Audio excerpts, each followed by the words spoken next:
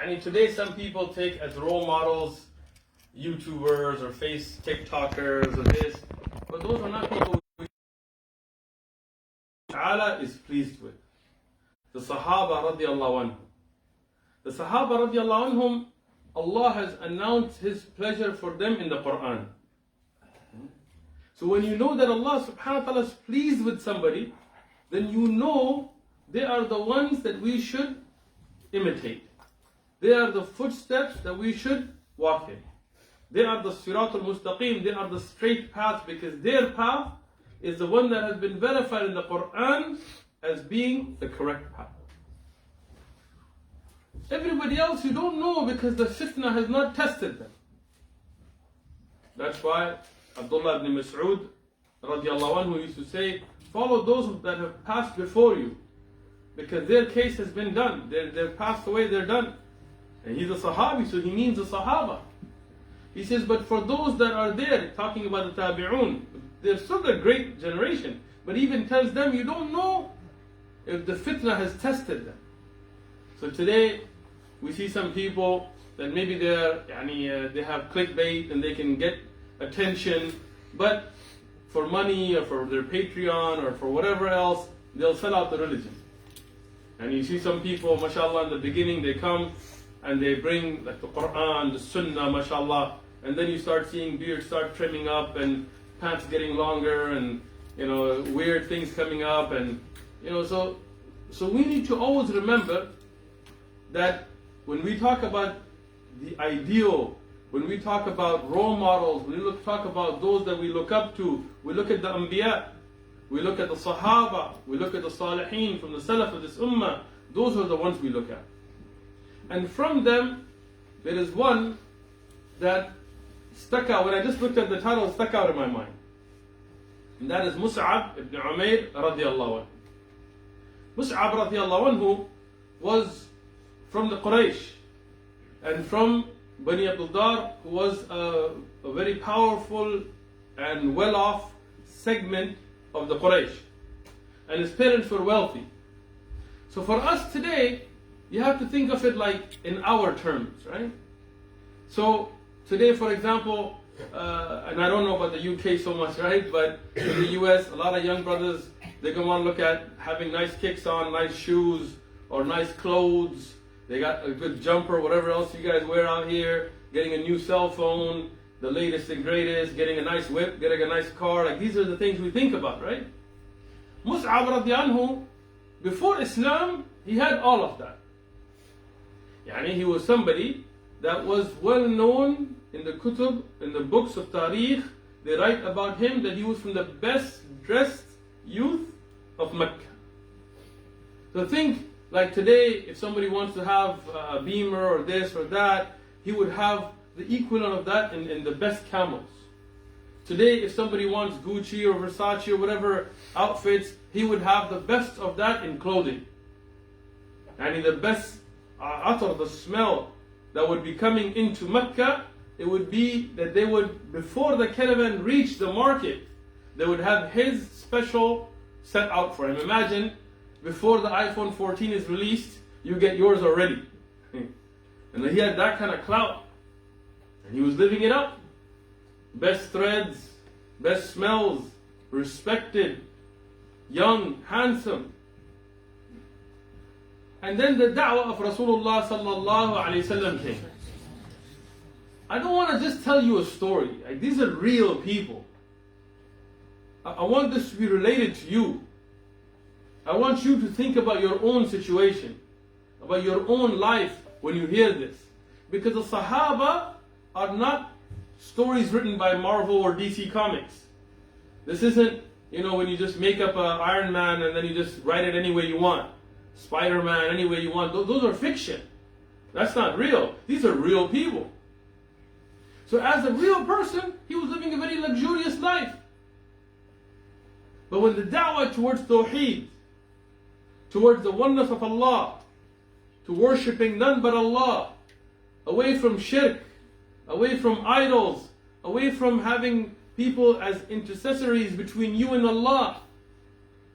As the Quraysh, they used to use the idols to be between them and Allah. It's not that they didn't believe in Allah. If you ask them who made the skies, they would say Allah. But they made these idols between them. As some of the Muslims do today, they make people between them and Allah.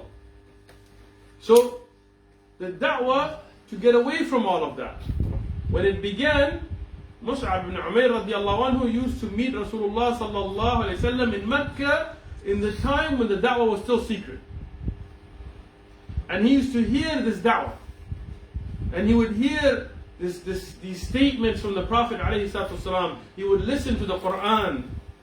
And it came as something that grew in his heart. And he became a Muslim. Now, as Muslims, we live with rules and regulations. Some of you may want to sport a silk something, and your parents or the sheikh or the imam or you yourself, you realize it's haram and you don't do it. Maybe some of the brothers want to sport a gold chain or a gold little bracelet. I don't know, you want to look girly or whatever, right? You want to get little earrings and whatever. Some people get tempted by these feminine qualities amongst brothers. But then the Sharia tells us no. The Sharia tells us no. Dressing up with little earrings and things are for women, not for you. Some brothers may get tempted to, what?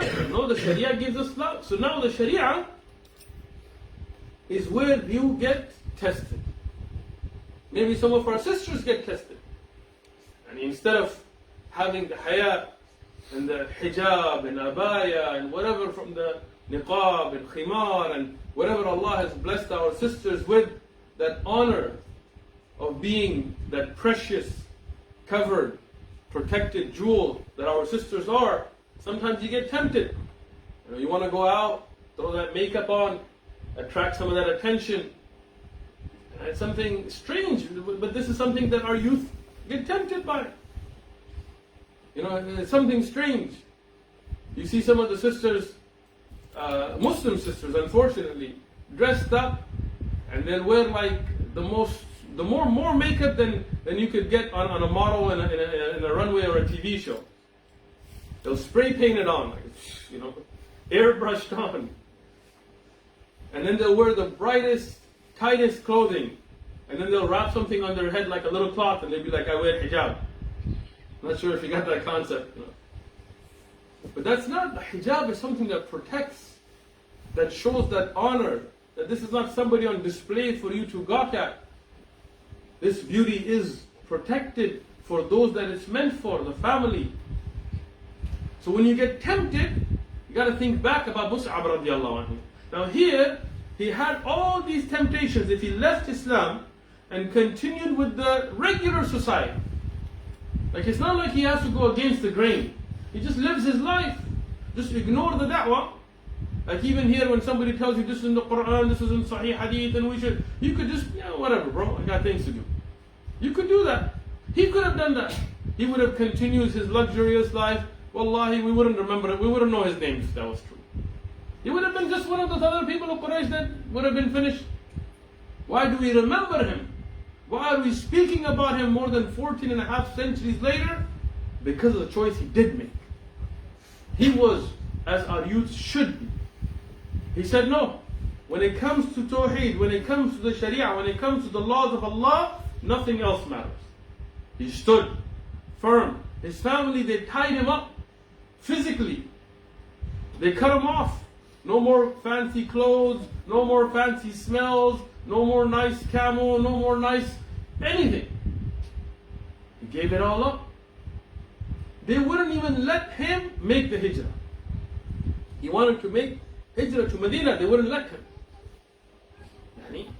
He was so constrained.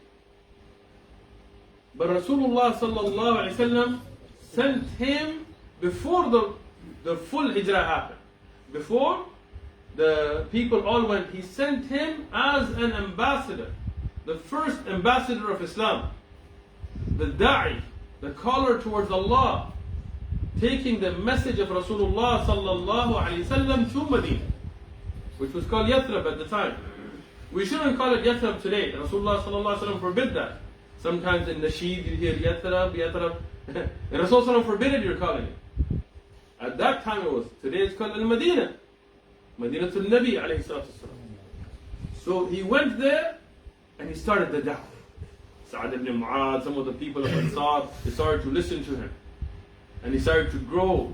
Mu'adh ibn Jabal, you see these Ansaris, they started to grow the da'wah. Young brothers. And when Rasulullah sallallahu alaihi wasallam came to Medina, he saw Mus'ab radiallahu anhu. He saw him wearing the roughest of cloths. Now imagine, going from the luxuries that he was used to, that he could have kept, just for the sake of Tawheed, just for the sake of Islam, just for the sake of the Haqq. He was wearing, you know, the cloth that you put like potatoes into the sack. It's a very rough cloth. It used to be used for merchandise, not for people to wear. He was wearing that tied, stitched with thorns. Rasulullah sallallahu alayhi wasallam would see him going by and cry. And he would tell the Sahaba about how he was in Mecca before Islam and how he was living. He was given that honor. Why? Because he sacrificed. He didn't care about the dunya. He didn't care about the temptations. He didn't care about wealth. He didn't care about any of that. He focused on the akhirah. In Badr, he was there. In Uhud, he was there. You know the Battle of Uhud. In the Battle of Uhud, Rasulullah sallallahu alaihi wasallam had assigned certain archers to be on a hill.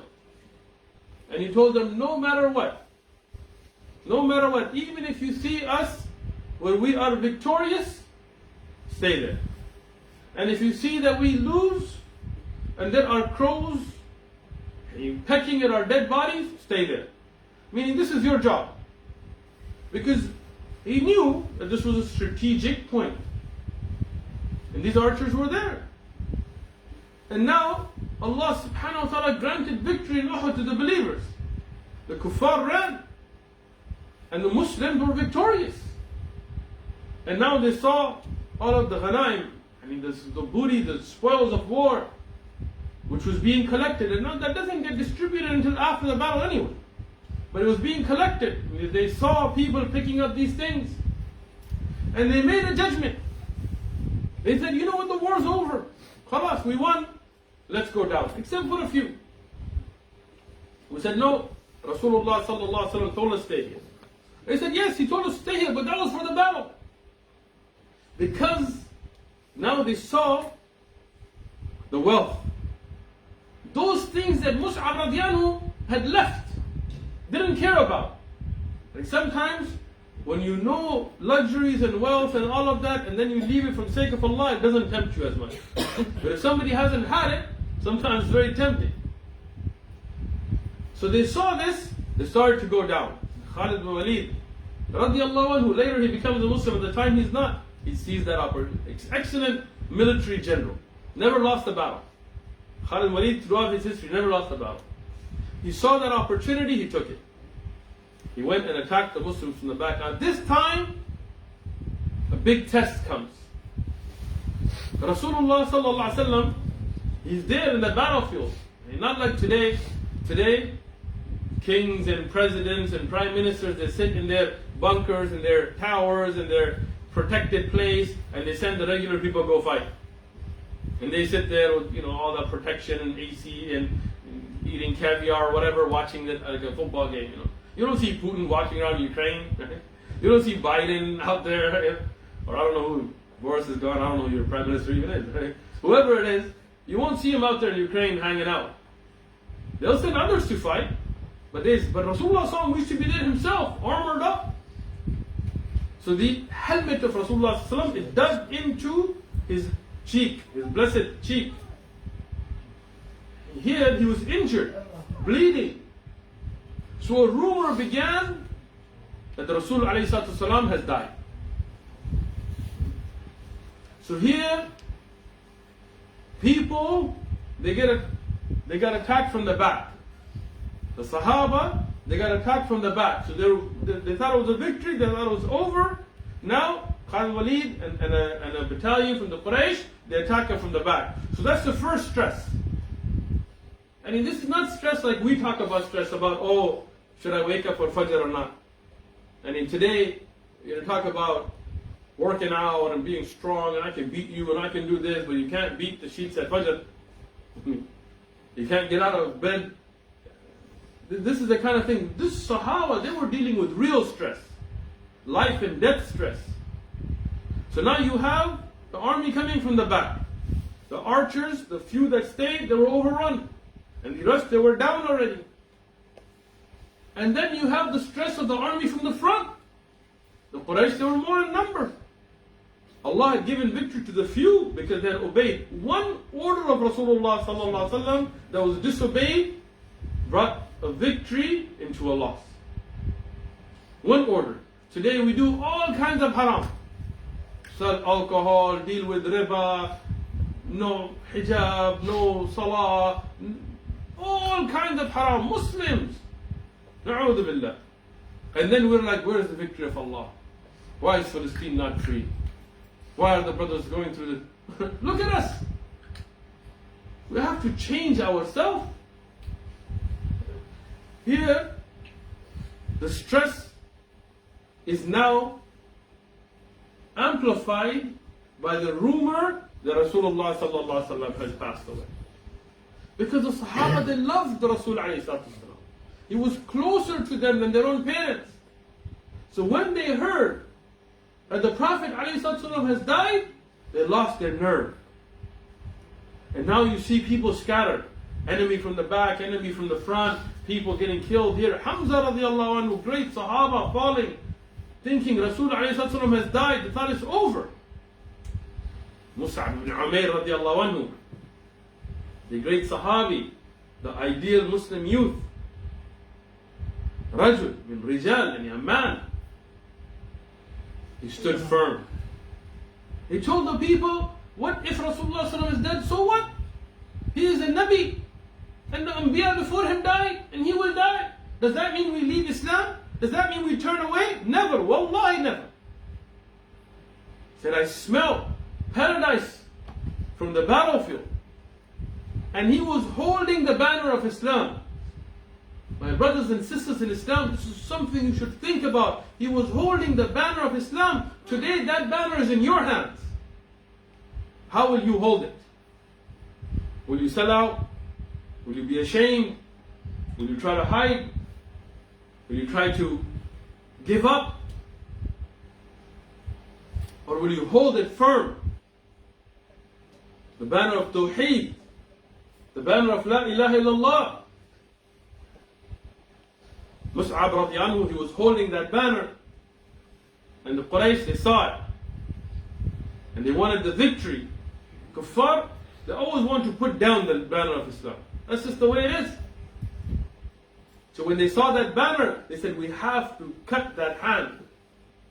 We have to drop that banner. And that will be what brings the news of our victory. Because as long as the banner is standing, they know that Islam is strong. As long as you see Islam.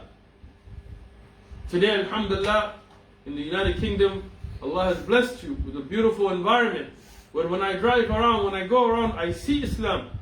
I see brothers walking around that you can physically see them to be Muslims. I see our beautiful sisters in niqab and hijab and abayat, showing that they are proud to be Muslimat.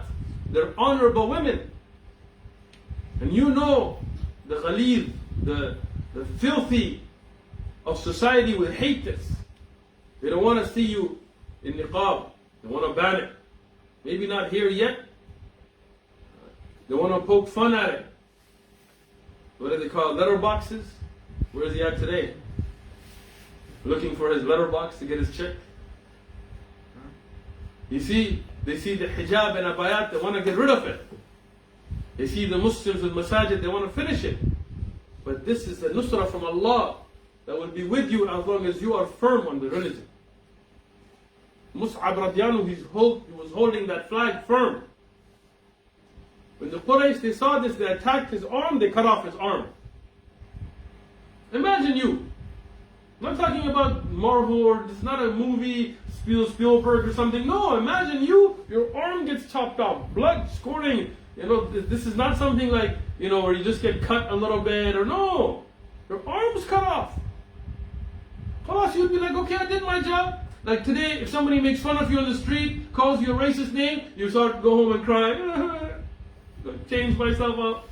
He was making fun of me. That's how weak we are. Somebody punches you, hits you, khalas, man, you're like, I did my job, I'm done. No. We have to be firm. We have to be like, no, we're Muslim. We're not scared of anybody or anything. Mus'ab radiallahu anhu, his arm is cut, it's bleeding, he doesn't let the flag fall, he grabs it with his left hand. Arms cut off, blood gushing, not worried about it. What's he worried about? The flag of Islam will not fall. As long as he has a drop of blood, a breath of air, he's holding it. And see, the Quraysh, they see this, look at this guy, we cut off his arm, he's standing there, cut his other arm. They cut his other arm. He grabbed the flag with his cut off arms in his chest. They're shooting arrows, they're stabbing him, they're stabbing him, he's standing. Until he becomes a shaheed, until he becomes successful. And when he becomes a shaheed, and when his body is there, the ulama of tariq, they mentioned that some of the Sahaba, they saw him, they said he had more than 70 wounds. 70 arrows, cuts, sword, stabs, 70 wounds on his body. Arms both cut off. But until he had a breath of air, a drop of blood in his body, he didn't let the banner of Islam fall. What about me and you? How are we going to carry that banner? The banner of da'wah, the banner of calling towards la ilaha illallah, the banner of standing firm on the Quran and the Sunnah, the banner of saying the haqq and forbidding the evil, the banner of sticking together upon the kitab and the Sunnah and the way of the Salaf al-Ummah. How will we carry that banner so we can be from those firm upon the religion? Mus'ab ibn Umayr radiallahu anhu, when he fell and the battle was over, and in Uhud, the Sahaba didn't run. And they went back, and then they went back to it, and the Quraysh ran. And then the Sahaba, Allah ordered them to go chase the Quraysh, and the Quraysh ran from them. So when the Sahaba went and they found the body, and the body of Mus'ab radiallahu anhu was found, and they went to bury him, they didn't have enough cloth to cover his body.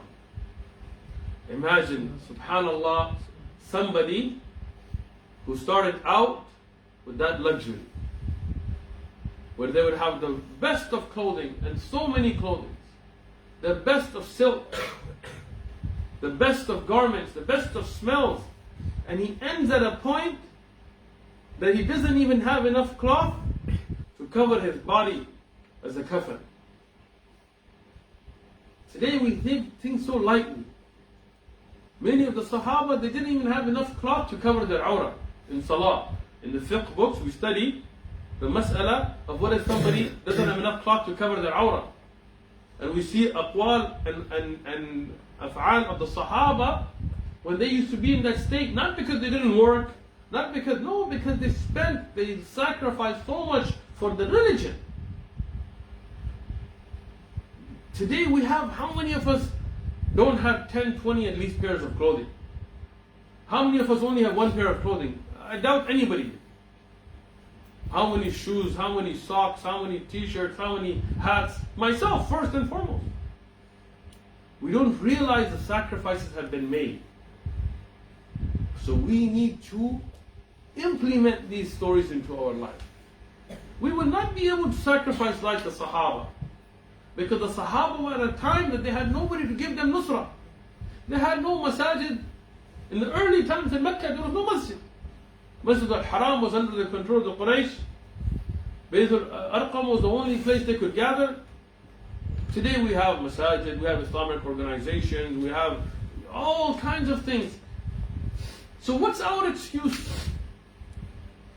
Imagine on the Day of Judgment, when me and you will be giving our hisab, will be taken to account next to the likes of Mus'ab radiallahu anhu.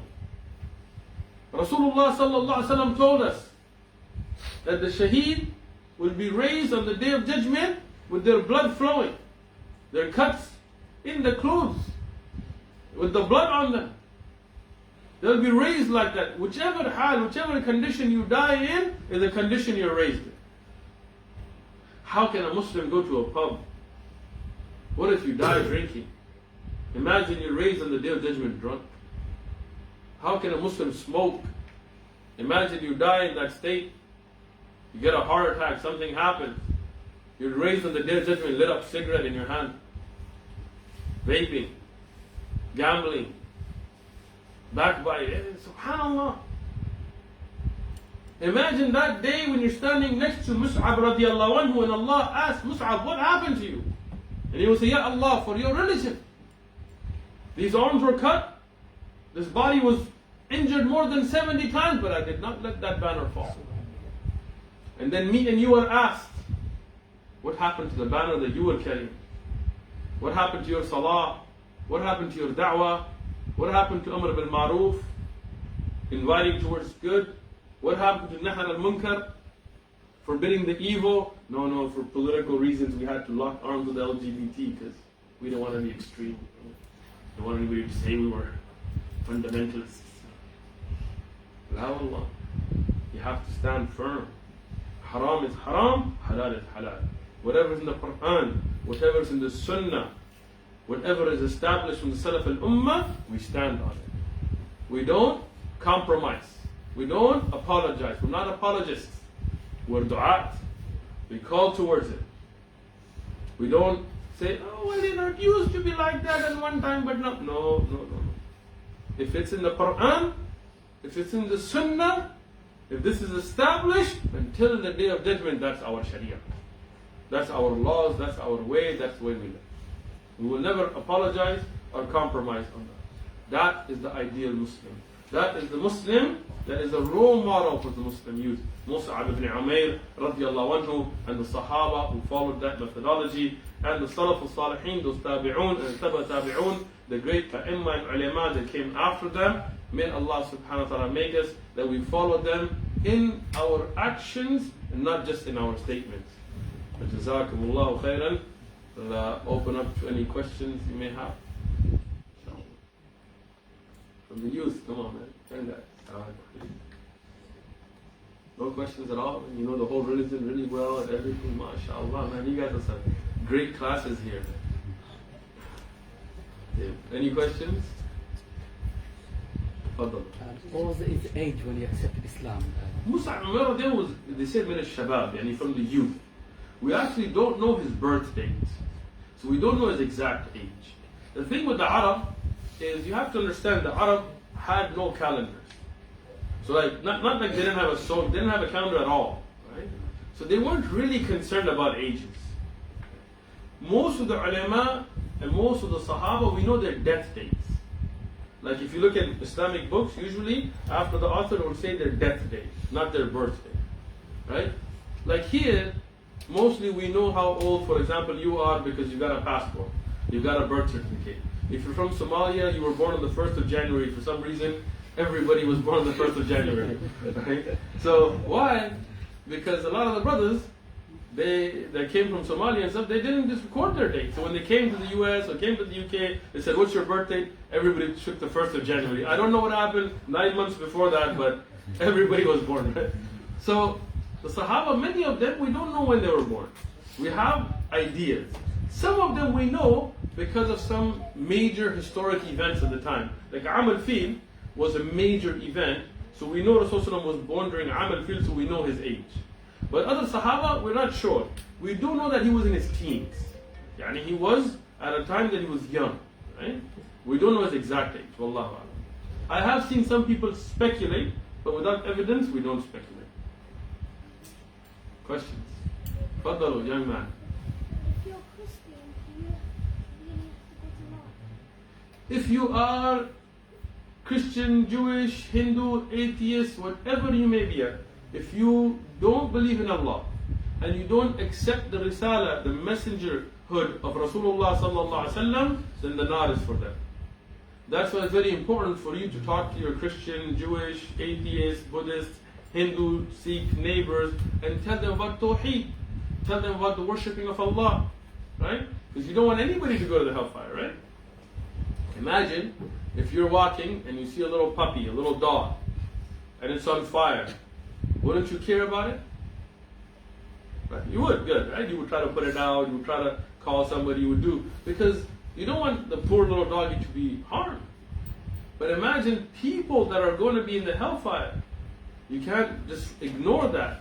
You have to call them towards the right path.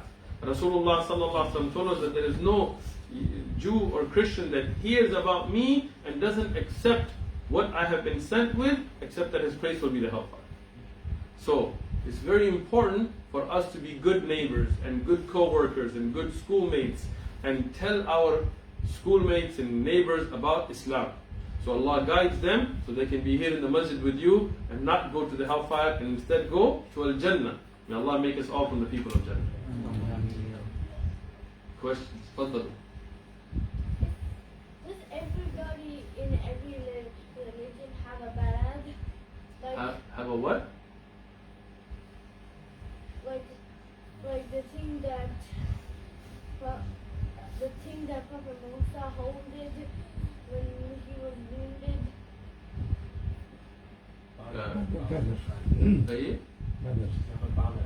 A banner, okay. Does everybody have a banner? Yes, everybody has a banner. Some people, for example, they use the cross, right? That's their banner, right? You're talking about people or you're talking about the Anbiya? The people. People, yeah. So people have banners, right? Like, for example, the cross, which is kind of a strange thing because if somebody is killed on something, I don't know why you would. Like if somebody's dad was like shot, I don't know if they carry like a bullet casing around, I don't know. But people have these kinds of things, and the banner of Islam is a banner of La ilaha illallah. Not in any political party or group, I'm just saying generally. Fadl, a young man with his father. Do you know when he died? Did he still have the banner?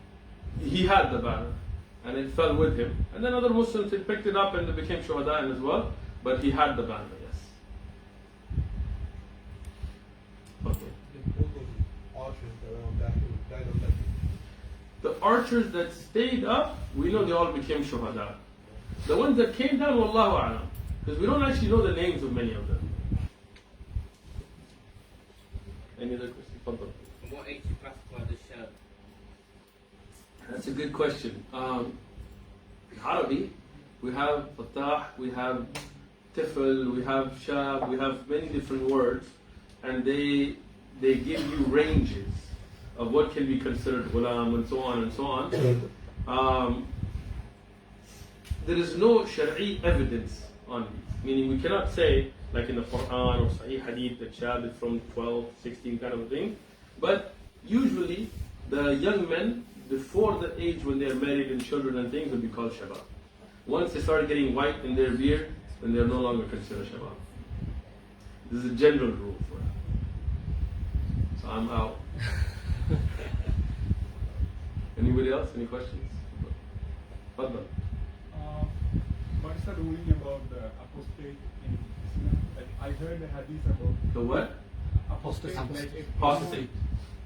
anyone coming out of Islam should be killed. Yes. Is that authentic hadith? Or Yes, authentic. But of course there are rules and regulations around that, right? Meaning that the hudud of Sharia are not carried out on an individual basis. You understand? Meaning, for example, if somebody steals, what is the hukam? Well, depending on what they steal, right? If it's more than a gold dinar, if it's or 1/4 of the gold dinar, and they're in their senses, they're not out of their senses, they're not children, underage, they're not sleepwalking, they're not forced, they're not compelled, like all these from ahadith, like the pen is lifted on the tree, from all of that, we know that there are rules and regulations. Now, if somebody is not starving, they're not in need, they're just robbing, and it's a grand theft, meaning it's more than the 1/4 of the gold dinar, and they are perfectly sane, they have no issues, and they're stealing, then you have the Sharia hukum with that hand is chopped. But that doesn't mean that if somebody comes and steals your car in Newcastle, you're going to be out there with a kitchen knife, right? Because you do not have the checks and balances the Sharia court has, right? So that would mean that if you had the proper Islamic institutions, the Khilafah, the Qadi, the judge, who knows the Sharia, who knows what are the excuses that you are let go for, what excuses, how the Hujjah will be established on the thief, then he can carry out the punishment.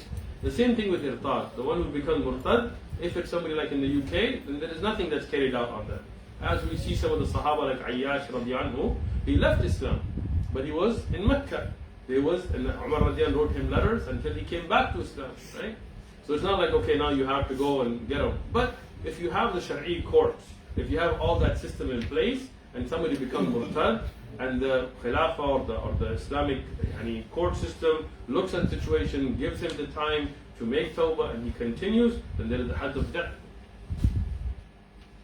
What can the youth of Newcastle do to bring Islam in their life or implement what Mus'ab ibn Umayr was doing? So they Excellent can question. say prayer. What else they can do? What can the shabab or the youth of Newcastle do to bring Islam in their lives?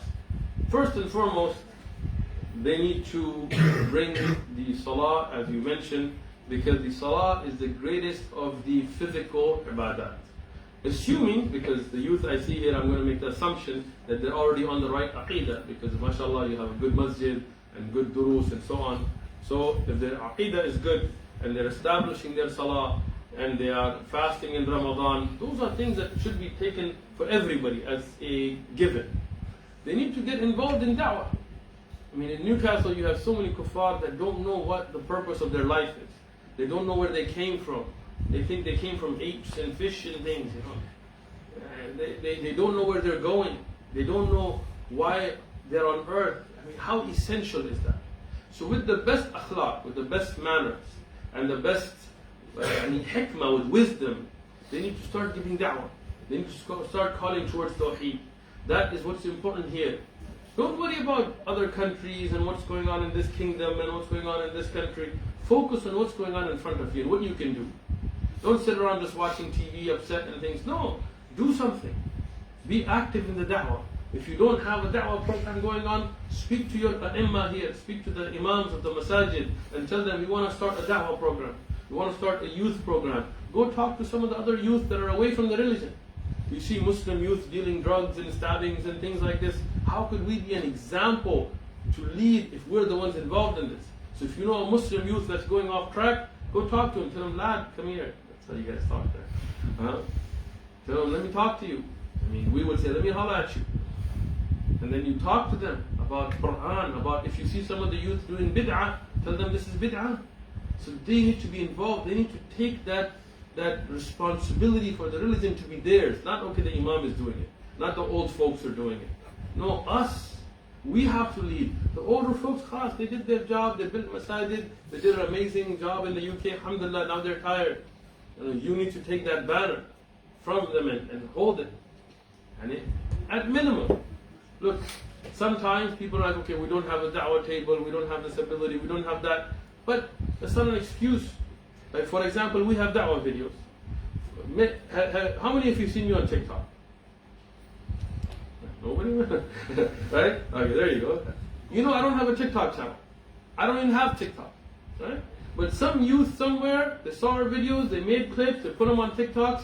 Now we have people every day reaching out to us, wanting to become Muslim because they saw those videos. Yeah. On YouTube, on Instagram. I don't have an Instagram channel. There's people on Instagram that took our videos, they made clips, they posted them. From them, people are becoming Muslim. So be involved. Instead of sitting there watching little cat videos and fails and things, make clips of da'wah videos that we have. They're not copyrighted. We don't care about Patreon or take them. Make clips, post them. You have WhatsApp groups, make clips, post them. So that you become a vessel for the da'wah to grow. But the youth need to be involved. They can't just be sitting. Islam is not a spectator sport. You don't sit around and watch it. You have to be involved yourself. a very important aspect for the youth. This is your time to learn. Attend durus, attend halaqat, memorize mutun, learn the Quran, learn hadith, learn fiqh. You don't have bills right now, you don't have wives and children and all that kind of stuff, or husbands for the sisters or whatever, right? Right now is the time to utilize, don't waste it. Right? If you have local ulama teaching in the good way of the Quran and Sunnah, attend those durus. If you don't, our Masjid Ribat, all our durus are online. You can watch the videos, there's playlists, you can do it while you're driving or when you're sitting or whatever, take notes, learn. There's no excuse not to. And then when you learn that knowledge, teach it. When you see other youth praying incorrectly or doing things wrong, in a good way, with hikmah, not in a harsh way, not in a trying to throw them off the manhaj way, in a way that you want good for them, in nasiha. Help them, teach them. So the youth can be involved in all of that. And inshallah, we see good. When we see young brothers in the masjid like this, we see a good sign for the community, and we hope that this will increase. Any other questions? Fadal. It's Ramadan When is Ramadan? and you're fasting on the first day and you eat forgetfully. Can you finish your fast? Excellent question. If it's Ramadan and you eat on accident the first day because you're not used to it, right? Can you continue your fast? Yes. And that eating does not break your fast because of an accident. Rasulullah sallallahu alayhi wa sallam told us this is a gift from Allah. So if you eat on accident, not on purpose, alright? Don't be like, I forgot. Right? If you eat on accident, it does not affect your fast. You continue your fasting. Barakallah. Faddal. Can you speak a little louder?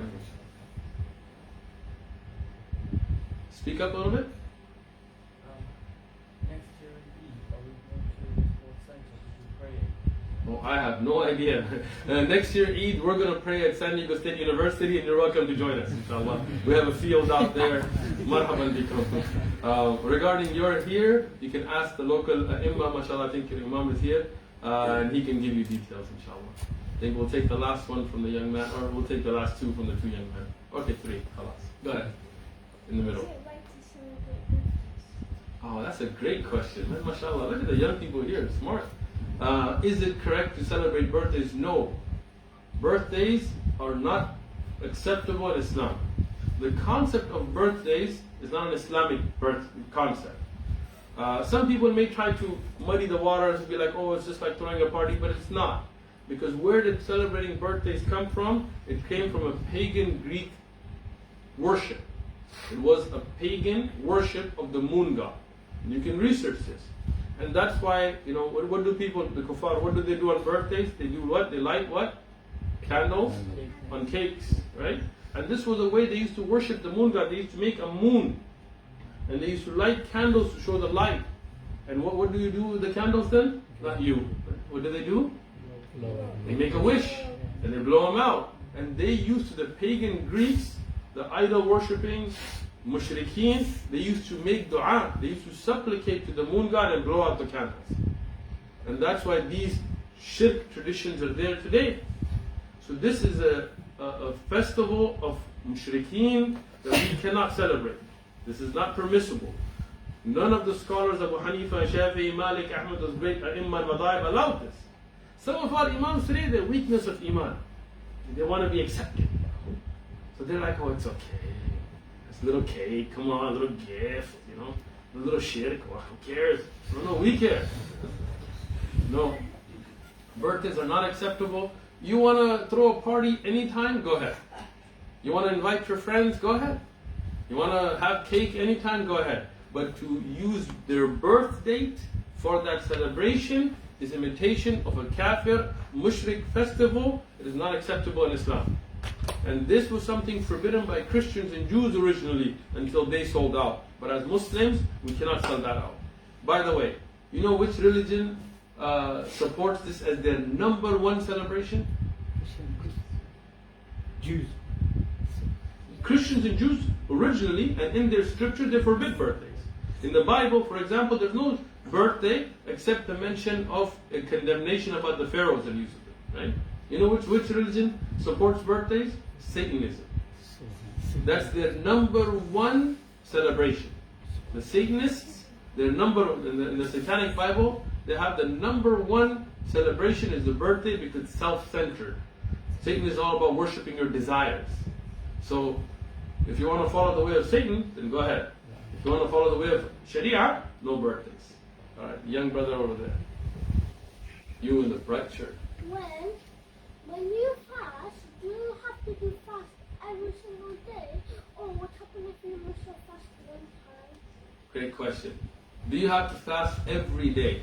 No. But in Ramadan, you fast every day. Regularly throughout the year, you should not fast every day. You should break the fast and keep. If you want to fast a lot, then do it like Dawud alayhi salam, break one day and keep one day. But in Ramadan, you have to fast a whole month. And if you at your age miss a day, it's okay. Inshallah, your parents can help you. But when you get to the age of bulugh, when you are past the age, when you are responsible, then every day of Ramadan you have to fast. Okay. The young brother here and then the brother in the back. Go ahead. In the gray. The cool polo shirt. Does the banner have a secret? No, banners have no secrets. It's pretty apparent. Unless you have like a little secrets pocket where you put like a note on it. Go ahead, young brother in the back. Do you know how you said you can't celebrate birthdays? Yeah. But what after your birthday, the next day? No, that's okay, let him finish it. The next day what? And then the next day, you just invite your friends over and eat. Let me answer that from the Quran. There were some Yahud and they were told not to fish on Saturdays. So what did they do? They put their net in on Fridays and they took the net out on Sunday. But technically we're not fishing and Allah destroyed them for it. So we can't trick the religion. Right? So if you're like, it's my birthday, I'm not going to do it today, I'm going to do it tomorrow, in the end you're still tying it to your birthday. But what you can do is anytime during the year when it's nothing to do with your birthday, you can invite your friends over, you can have cake, you can water holes, whatever, I don't know, spray water on each other, or whatever young kids do for fun. Have all the fun you want. Don't tie it to anything to do with birthday. That's not an Islamic concept. Every year, the day that you were born, there's no celebration for it in Islam. In Islam, we have Eid al-Adha, we have Eid al-Fitr. And Jum'ah is the Eid of the week. That's it. Khalas. That's our celebrations, right? No Hanukkah, no Christmas, no Baba, what the Father Christmas you guys call him here. If anybody comes down your chimney, call the police. For us in America, it'd be something else, but you guys just call the police. Go ahead. I have one question. So, for example, Only one? For example, right, your family come to your house on your birthday, but they only come for food. There's no birthday cake or no nothing. Is that alright? But are they coming for your birthday or they're just coming over? They're just like come for my birthday. Then it's still a birthday. The concept of celebrating the day of your birth is not an Islamic concept. Whether you have cake or samosas or biryani or couscous or falafel, whatever, it doesnn't matter. But your family should always come over. I mean, anytime during the week, during the month, during the year, invite them, barbecue, throw some halal lamb chops on the barbecue here, mashallah, great. But we don't tie it to a birthday. Yeah. That's like saying if my family comes over on Christmas and we don't have a Christmas tree, but they still come together and say, Merry birthday of Jesus, You can't trick the religion. Don't do it. These things are all the aspects of kuffar that have come on us. We need to get them away from our lives. Go back to the way, how did the Sahaba live? How did the Tabi'un live? How did our pious scholars live? They had celebrations. It's not like they had a boring life, Islam doesn't mean boring. Sahaba made jokes, they were funny, but they did it within the halal. They had bonding, but within the halal. They had celebration. Like what happens today is people don't care much about Eid. May Allah protect us all. I know some people, Muslims, that on Eid, they're like, I gotta go back to work. And then on Christmas, na'udhu billah, and on a thing that doesn't even have to do with Jesus, they're like, Merry Christmas, Father! Christmas brought me a thing that I just bought from the store myself. So, let's leave all of that, stick to the celebrations of Islam. Hey, young man in the Nike cool jumper in these hoods. Go ahead. Prime Minister. Say if my parents are doing something that's against religion, it could be seen as shirk due to culture, Gotcha. and I say something, show them proof Do you think I'm disrespecting them? Different what? Do you think I'm disrespecting? Oh, disrespecting them. Yeah. So, would I get the? Would they get the symbol? Would I get symbol? Could they see me as disrespecting them? I'm going against the religion, but I'm not. That's a very good question. Let me reiterate it for people here, which is that if somebody's parents are doing something haram or shirk or bid'ah or whatever else that is forbidden in the sharia, and you obviously as a child are younger than them, and you are telling them that it's wrong with evidences, and they see it as disrespect, who gets a sin? Do you for being disrespectful, or them for doing the haram? It's a great question. If your parents or elders, grandparents, uncles, whatever, are doing something wrong, then it is upon you, in the best way possible, with hikmah, with wisdom, to correct them. Sometimes the wisdom will be that you let it go for that time until the right time. Or you talk to another elder who can maybe speak to them, or the imam, or somebody else in your family. But if you don't have any of that, then you should approach them in the best way. Don't be like, oh, you old person, you've been doing this wrong for so many years. No, that would be wrong for you. But rather you tell them, look, I love you, you're my father, you're my mother, you're my uncle, and we're all Muslim. Alhamdulillah, Allah bless us with religion. Here is some evidence. What do you think? You know, if you do it in a nice way, in the best way possible, then inshallah they will listen. And if you did your best in the best way possible, right, and they don't listen, then you are not being disrespectful. There's no sin on you. Then the sin's on them, right? But if you do it in a way of being condescending, you 80 years your salah is not accepted. No, then that's wrong. You cannot be like that. If you do it in the best way, then inshallah you did the right thing. Okay? Faddalu. When you take care of your mom and dad, on their feet are Jannah, so if you take care of them, you will go to Jannah or not? Yes, that's a beautiful question, and your parents are lucky parents, mashallah. Allah bless them with a good son.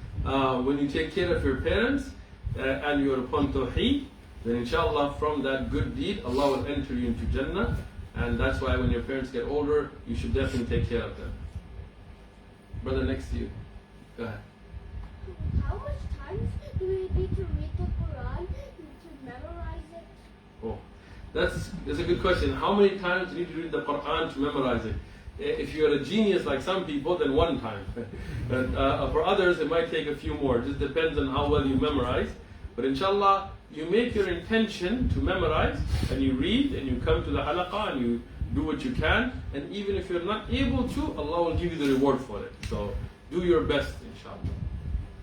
How many? Faddal. What's the best ways of increasing your knowledge about the faith? That's a great question. What's the best way to increase your knowledge about the religion? I need to be active in the halaqat, in the circles of knowledge, and the more you have locally available, the better it is. But if you don't have locally available, now Allah has blessed us with the internet. It's not just to watch, cat videos or whatever.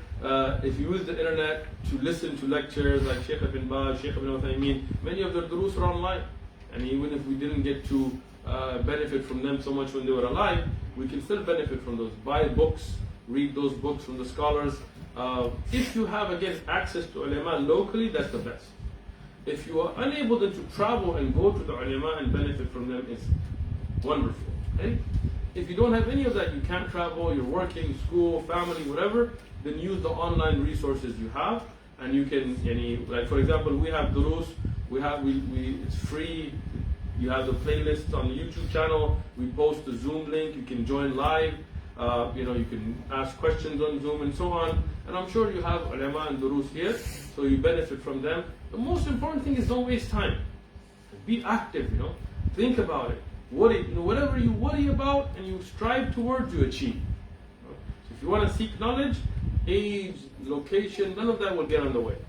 As long as you have your niyyah. There's a biography book written by Dr. Ali Al-Salavi. Is that a recommended book to read in English? I would not recommend it, personally, because Dr. Ali, he used many weak narrations and things. It's most of the books on Sirah and Tariq have weak narrations. But we did a series ourselves in which the ribats, alhamdulillah, the brothers have recorded and posted, where we did my best there to stick to only Sahih Hadith. That would be better for you, inshallah. There's also a Sirah Sahiha with Dr. Amri. That's a book, it's a thick volume book, it's very good as well. English. In Arabic, yeah. But our durus are in English. Yeah, There you yeah. go. Young brother in the grey. How can we increase our humbleness? That's a great question. How can we increase our humbleness? First thing to know, man tawadu lillah rafa'ahu. Rasulullah sallallahu alaihi wasallam told us, whoever humbles themselves for the sake of Allah, Allah will raise them. So we know that Allah wants us to be humble, right? Secondly, think about your own mistakes. Think about your own sins. Think about your own shortcomings so you don't look down on others, right? Spend time and nights to make dua to Allah, to humble you, to show you how to live in accordance with the way of Rasulullah sallallahu alaihi wasallam, and to get the advice of the people of knowledge, keep good friends. These are all ways to, inshallah, bring the humbleness into our lives. Faddalu in the blue shirt. What are the rules on having haircuts? Like, Rules on having haircuts. like a skin face, haram or not? So qaz'a, when you shave a part of the head and leave part of the head, this is not permissible in Islam. Right? But other than that, as long as the haircut does not particularly imitate kuffar, it's permissible. Right? So meaning, even if your hair is not all the exact same length. For example, Rasulullah sallallahu alaihi wasallam used to get his hair cut in 3 lengths other than to shave, which would be for Umrah and Hajj. So he would have it to the middle of the ear, to the end of the earlobe, to the shoulder length, and so on, like around this length. So if you get it cut there, obviously the hair from the back of the head is not going to be the same length as the top, because it's going to be one level. So if your hair is not all exactly one size, that's not an issue. But to shave a part of it and leave it like a mohawk or skin fade is not permissible in Sharia. Whether it's makruh or haram has the khilaf of ulama, but either way it's not correct. Young brother, go ahead. In the plaid shirt, yeah. Go ahead. And this plaid. Is it haram to get like a line? A line? What's the line? As a haircut? Like a line, Like a Like a style. line cut? no, just a straight line. Just a straight line? It's okay if it's an accident. Why would you get a line cut? Some people, a lot of people do that as a style. Yeah, but that style is imitation of the boss, so don't do it. But the young man there, and then we'll come up here. Go ahead. How can we put down the banner? But if we don't live by Islam, right? If we don't live by the Quran and Sunnah, if we sell out the rulings of Islam, then we drop the banner. When we live by La ilaha illallah, when we have that in our life, when we give da'wah towards it, then we're holding the banner. I was gonna say, do you know about the haircut? For example, your hair's even. Is it alright if you like box it up, like Yeah, it's alright. straighten that up? Is that That's fine. Yeah, that's fine. If you, like, for example, if you have hair on your neck or something and you get a clean cut so you can clean it up, that's fine. But if you shave a part of the head and leave part of the head, that's not permissible. I want you to look good though, don't worry about it. Fadda. Oh, sorry. I got bad vision. Alright. If you think about it, just remind me, inshallah. You'll be ahead of the line. I'll give you one of those fast passes. Okay. Any other questions? Or are you good? Fadda, Habib. What advice do you give for splitting the heart and softening the heart? Excellent question. How to soften the heart. And that's something that I think many Tullab ilm today have forgotten. First and foremost, make a time for you to read the Quran or ahadith with tadabbur. Tadabburan, contemplation. Like Ibn Abbas radiallahu anhu advised. So you read the Quran, not just not like that. You read it and you think about the ayat. If you don't know Arabic, then you think about the meaning in your language. If you know Arabic, you think of the nahu of it, the sarf of it, the balagha, taqdeem wa ta'khir, the asbab al-nuzul. So the Quran affects you. You read ahadith, you read about the Bible from Sahaba, but you do it tadabbur and you think about how this affects me in my life. And I suggest for people to get books like Dawah of Ibn al-Qayyim or Mukhtasar Manhaj Qadisin or Manhaj al-Salikin or these kinds of books or Manar al-Sabil, for example. And these are books that are written to soften the heart by authentic ulama like Ibn al-Qayyim, Ibn Taymiyyah, Ibn Rajab, Ibn Qudama, and these kinds of a'imma and ulama. And one of the recent ulama, may Allah protect him, Sheikh Abdul Razak al-Badr, has also written some very beneficial works on this. So get those works, read them, benefit from them. If you can, there are online many ulama that have explained these works in the light of Quran and Sunnah and the way of the Salaf al-Ummah. There are shuruh of, for example, the Nuniyah of Ibn al-Qayyim online from the likes of Sheikh Salih al-Fawzan and others. You can benefit from them, and these will help you with raqa'iq. Other than that, making your adhkar.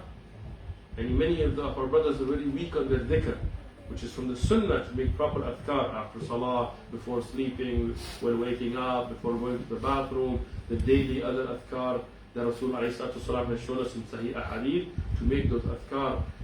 These are things to remember your own shortcomings.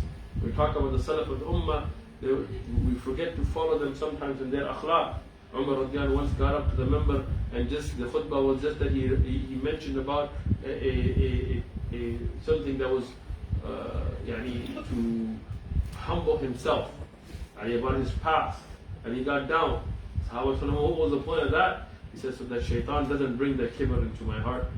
So inshallah, follow these ways, Allah will protect us.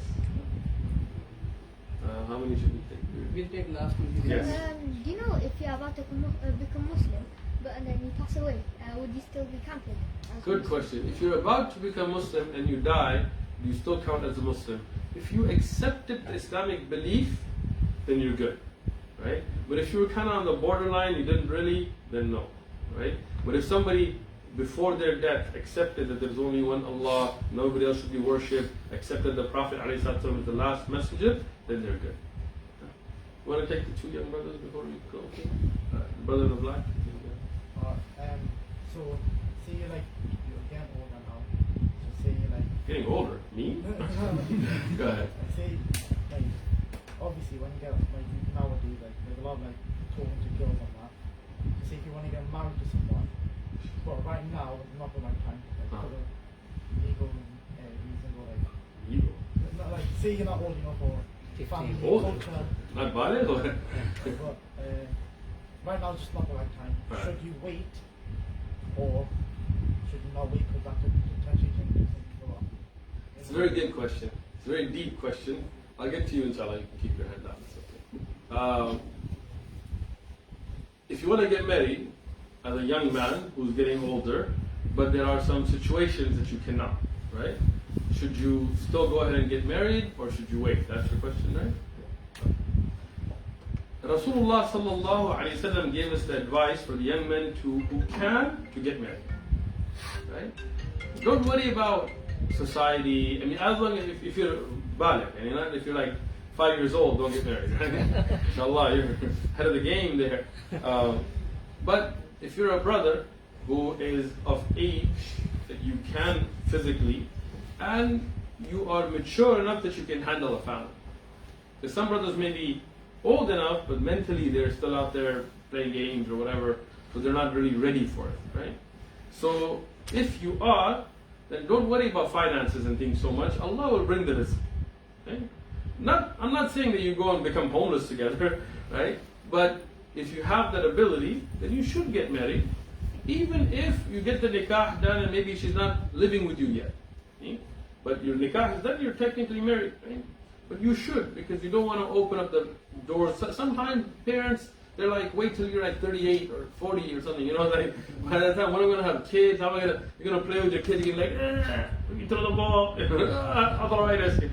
And sisters, a lot of sisters, they wait too long nowadays. They're waiting till they're 30 or 40, then you're going to have kids at that time, and then you're going to be breastfeeding, and then waking up in the night, and kids crying and things. It's very difficult, right? You don't want to wait too long. At the same time, you don't want to jump into something you're not ready for. Right? You don't want to get married and then you're how am I going to buy milk for the baby? I mean, I know here the government helps you out, but so you need to understand that. And if you're not sure if that's the right time, talk to your parents. If your parents are not open, you have a wonderful imam here, come and speak to them. Come speak to the people in your masjid, the elders in your community who are on the Quran and Sunnah. And if you feel that you can, go for it. If you cannot, then fast on Mondays and Thursdays, control your desires, make a plan when you will get married, so that you stay away from the haram. The last question, the grey. Go ahead. What's the best way of going to Jannah? Become shaheed. I'm not gonna lie. The best way to go to Jannah is to, first and foremost, live on Tawheed, and you make sure your aqidah is correct. Serve your parents if they're alive, and always be there to stand up for what is right.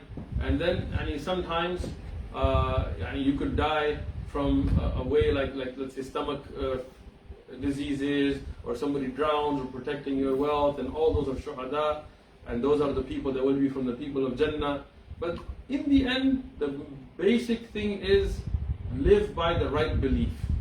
Right? Your aqidah, you shouldn't have shirk, you shouldn't have bid'ah. Then if you are living on La ilaha illallah, on that pure monotheism, then you are from the people of Jannah. May Allah make us from them.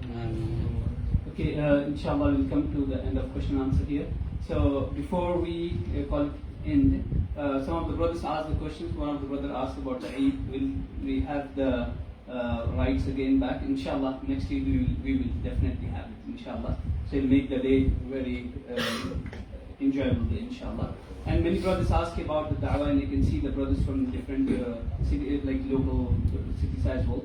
So, alhamdulillah, in the masjid, there are a lot of Dawah activities for non-Muslims, for Muslims, and especially for youth. So you can involve in any of them, being volunteer or being part of that one, inshallah. If you have interest, just drop us an email. So contact@newcastlecentralmosque.com, and then write your interest. So we'll put you in proper contact to the person who is relevant to that inshallah. And if you are more into the street dawah or dawah stalls, like Sheikh's videos are very popular in that one. So if you are like this, so IDC does a lot of dawah event in city center, so you can go to them as well. And if you want to join the halaqas, so in our masjid there are many halaqas, and also Masjid al-Furqan, they have many halaqas. Tim Hanbal is there, and Basaf is there, so they all are very beneficial brothers. So you can get benefit from them as well, inshallah. So these were just few announcements. And lastly, tonight between Maghrib and Isha, Sheikh Uthman ibn Qadir is coming as well, inshallah.